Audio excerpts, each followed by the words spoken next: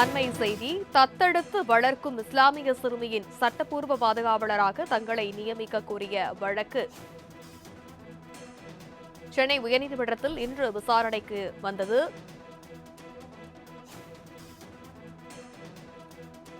இஸ்லாமிய சிறுமிக்கு சட்டப்பூர்வ பாதுகாவலராக இந்து தம்பதியினர் நியமித்து உயர்நீதிமன்ற மதுரை கிளை உத்தரவு பிறப்பித்திருக்கிறது. அண்மை செய்தியாக பார்க்கிறோம். பாதுகாவலராக இந்து தம்பதி இருப்பதற்கு அனுமதி மறுத்த மதுரை குடும்பநல நீதிமன்றம் பிறப்பித்த ஆணை ரத்து செய்யப்படுவதாகவும் தெரிவிக்கப்பட்டிருக்கிறது. முக்கிய செய்தியாக பார்க்கிறோம். விவரங்களை செய்தியாளர் பாலகிருஷ்ணன் விவரிக்க கேட்கலாம். வணக்கம் பாலகிருஷ்ணன், விவரம். வணக்கம் தனலட்சுமி.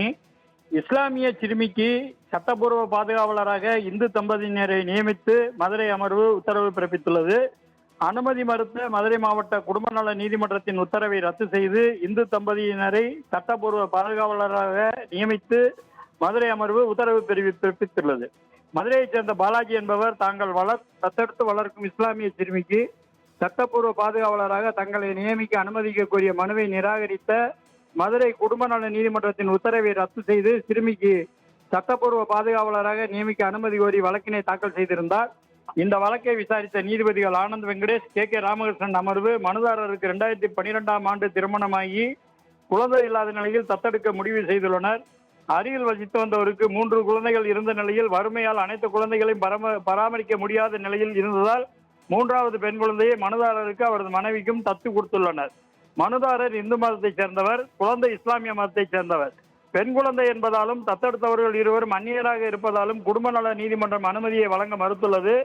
இந்த வழக்கை பொறுத்தவரை குழந்தையின் இயற்கையான தாய் குழந்தையை தத்து கொடுக்க முழுமையான சம்மதத்தை வழங்கியுள்ளார். குழந்தையும் மனுதாரரை அப்பா, அவரது மனைவியை அம்மா என அழைக்கிறது.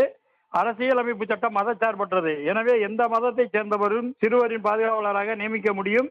குழந்தையின் நலம் மிக முக்கியமானது. இந்த வழக்கில் மேல் முறையீட்டாளரும் அவரது மனைவியும் குழந்தையை உண்மையாக வளர்த்து வருவதும் குழந்தையையும் அவர்களை ஏற்றுக்கொண்டதும் உறுதியாக நிரூபிக்கப்பட்டுள்ளது.